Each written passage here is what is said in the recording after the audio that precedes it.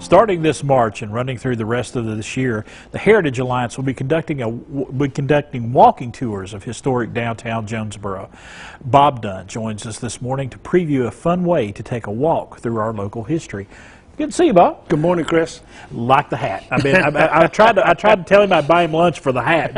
He won't make that deal with me. No. But let's talk about these tours. They're so much fun, and they do really take you back in time. They do. Jonesboro is such a great historic town. You know, the oldest town in Tennessee, and we have we're very fortunate in Jonesboro that the powers to be decided to keep old Jonesboro.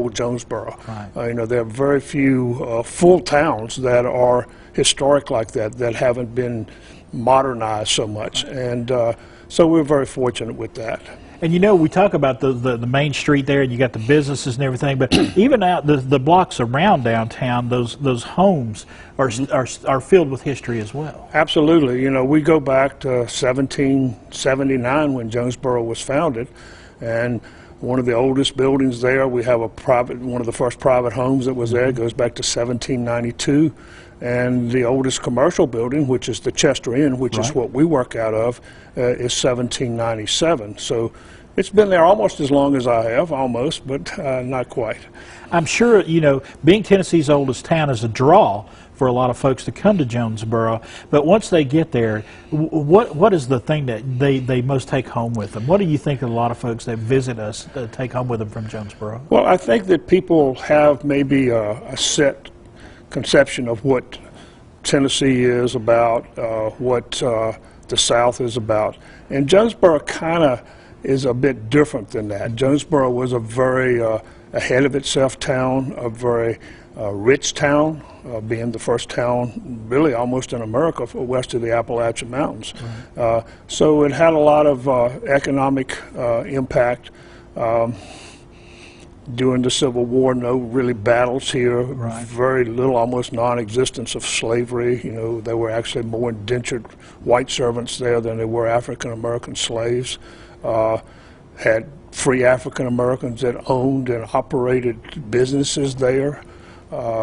Just quite a historic place, and a lot of visitors are kind of taken back by that because they have a mindset of mainly what Tennessee is and what the South is. But it's not like that, especially in the Jonesboro, or really all northeast Tennessee.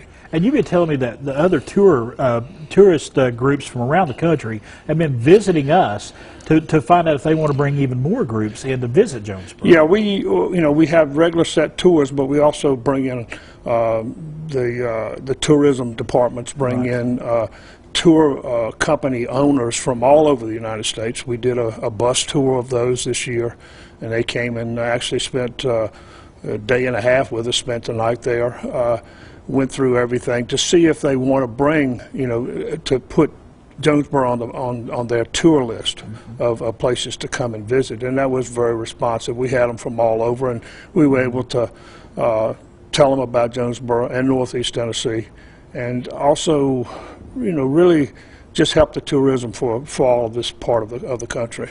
Talk to me. You've done these tours. Talk to me about an average tour. How long does it take? What's involved? Sure. Our normal walking tours will last about an hour and a half. Okay. Unless it's me talking about a whole lot of stuff, and then it could be 3 days worth of talk. But it depends. So, the scheduled tour is about an hour and a half. We cover the whole historic district in downtown. It's a nice flat walk. There's no hills really to climb. Crossing zones, that type of thing. Talk about the history, the architecture, the people that live there, churches, a little bit of everything. We also have every year a play that we put on at the Old City Cemetery, which we are responsible for taking care of, that our director, Ann Mason, wrote. She's also a playwright and an author.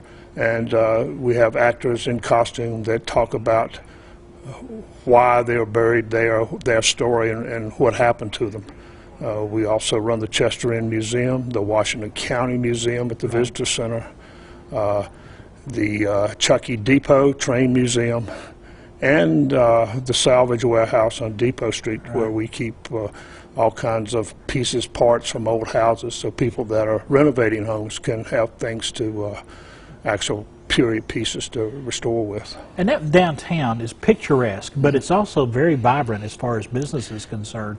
We do have people conducting business and opening new businesses there. Absolutely. In fact, there's about, we were doing a tour yesterday there was a building that I always fell in love with. That was the first telegraph and telephone office.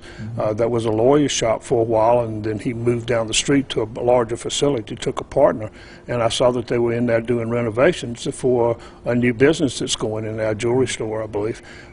So things of that nature. It's always, you know, good to see businesses really popping up, because Jonesboro is definitely a tourist attraction, no question about it. Absolutely. Bob Dunn, I could sit here and talk Jonesboro with you all day. I'm going to make one more pitch for the hat coming up here in just a little bit. But you need to make a pitch and head on down there to heritageall.org to find out more information about these walking tours, because they start up in March and go throughout the rest of this year.